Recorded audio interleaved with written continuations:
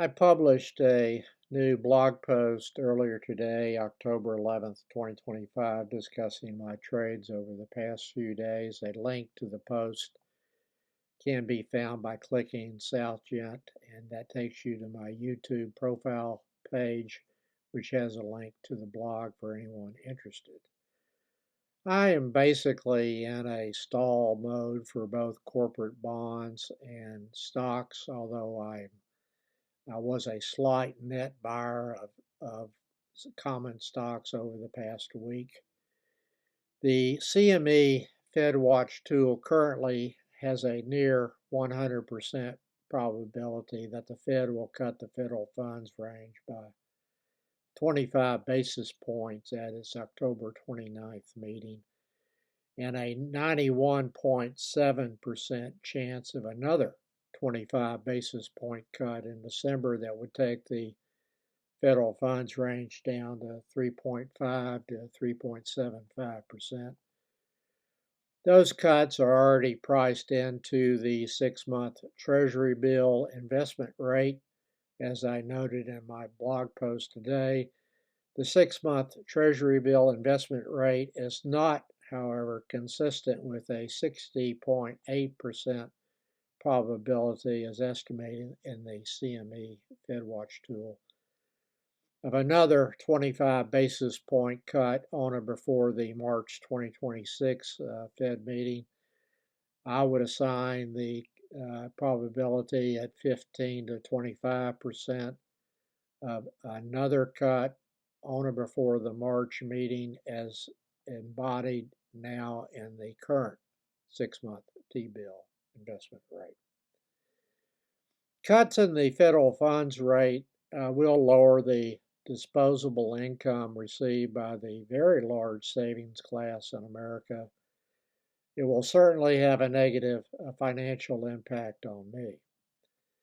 Since I view the problems in the U.S. economy that currently exist, as well as the reasonably forecasted problems, to be directly linked to Trump's policies, I do not foresee interest rate cuts as having a significant net positive impact, taking into account that they do not address the problems that Trump is creating with his policies. By net positive in this context, I am including the negative impacts on consumers who will earn less disposable income from their savings that could have been used as a source for purchases rather than increasing their debt, or to save more money and or to reduce higher cost debt, all of which are positive outcomes for the future U.S. economy. The result is less consumer spending, roughly responsible for about 70% of U.S. GDP. Lower interest rates will not solve lower consumer demand resulting from significant increases in consumer prices caused by more of the Republican tariff taxes paid by U.S. importers, not by foreign countries, as Trump has claimed in the past, being passed on to consumers, and by more and significant disruptions in the U.S. supply chain resulting from the Republican tariff taxes and possibly what amounts to a U.S. embargo of trade with China, and mass deportation of immigrants, particularly those working in the agricultural and construction sectors. The stock market's decline yesterday, October 10th, was caused by Trump threatening to impose massive tariffs on China's exports and calling off a meeting with the Chinese president. Trump is unhappy with China imposing new restrictions on rare earth exports, and you may ask yourself, why did that happen when Trump has been representing that the deal was almost done with China? After the market closed, Trump unilaterally imposed on his own initiative. Starting on October 1st, 2025, I believe, 100% tariff on China's exports that would be in addition to the current rates, which vary by item. Steel and aluminum are at 50%, other items are lower. But the widely reported effective tariff rate is about 40%, so the 100% would be in addition to that. If implemented and assuming that China retaliates as it did earlier this year, almost all trade between the two nations will cease, except for any product category exempted from the tariffs or any that remain at a low level. And from what Trump is saying, I don't see hardly anything remaining at a low level.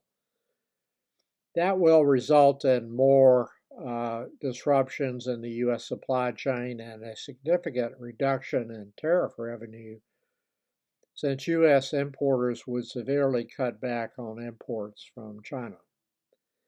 Trump believes that this type of coercion, which he has exercised in the past, and both as president and in the private sector, will cause China to bend a knee and kiss his ring. Maybe it will have that result.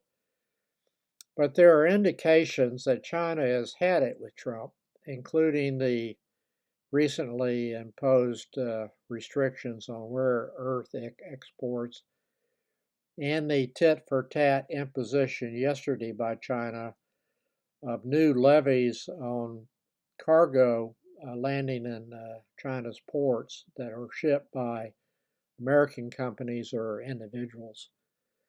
That is in retaliation for Trump's unilateral decision to impose those kind of levies on China's exports to the U.S. that were scheduled to start on October 14th, I believe.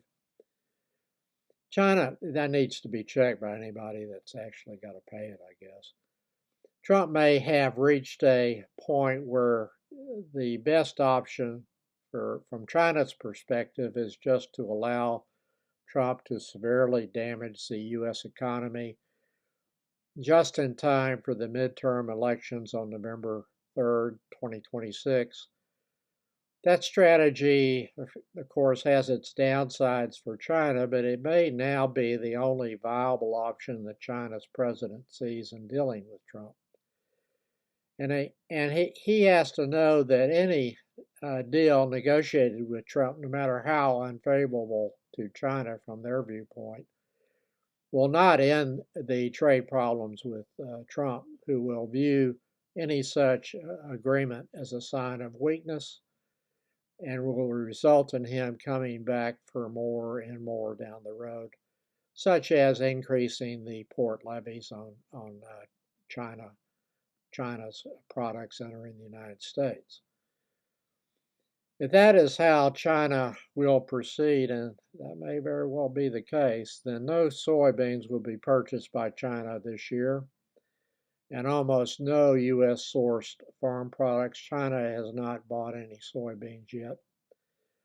Republicans will bail out farmers again, as they did in the Trump's first term, where they used 92% of the tariffs collected from China to pay off the farmers. Those tariffs were paid by U.S. importers and then passed on to U.S. consumers.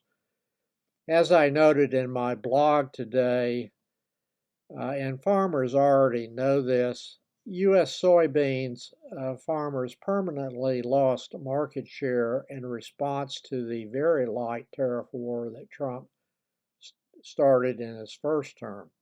I will quote from a farm journal that I cited in today's blog. Quote, in 2016, Brazil supplied 46% of China's soybean imports before tariffs were raised, while the U.S. provided 40%, according to Trade Data Monitor, quote, end of quote, which is a service used by governments, farmers, and other interested parties on this kind of issue.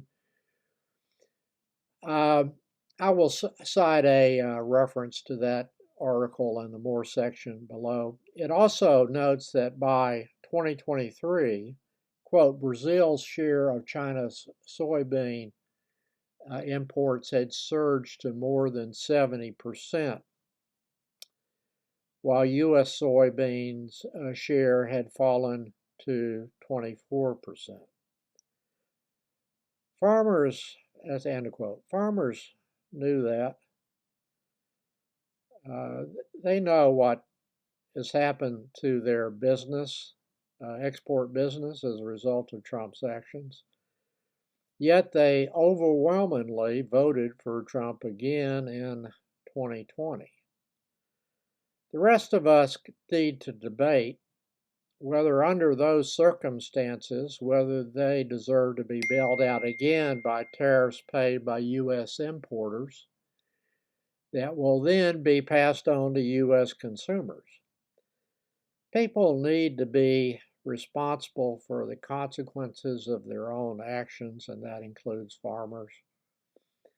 That is one of the conservative principles that Trump has and will always ignore, since the buck never stops at his desk and never will.